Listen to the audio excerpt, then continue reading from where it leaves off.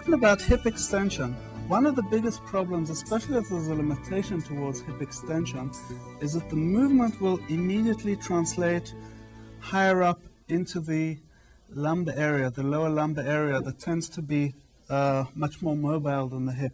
So for example, if I'd ask anyone to perform a hip extension, and why don't you do it a few times and we can see where most of the movement is happening.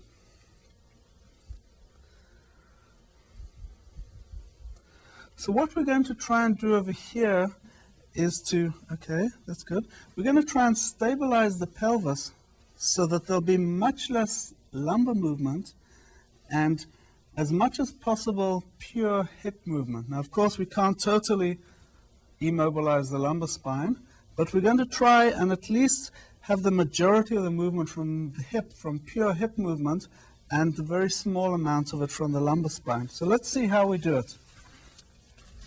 Let's just place these belts around the pelvis.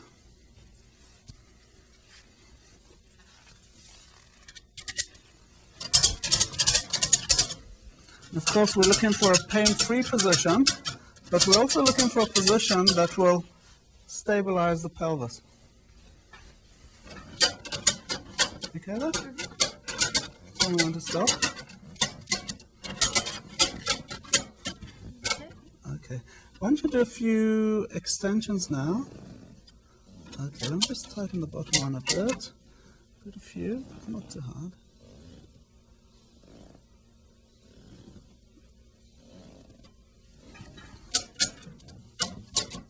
Okay.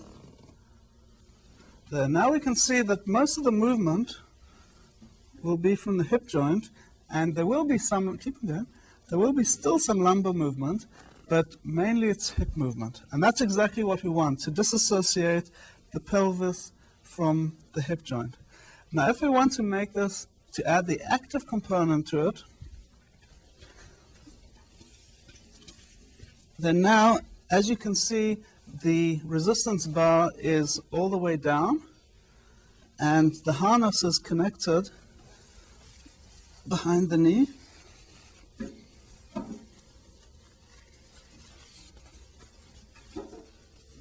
Just bend your knee a bit more. Okay, now do the same thing. And now we have an active hip extension, neutral range, active therapeutic movement. The prime mover over here would be the gluteus maximus. Can you feel the gluteus working?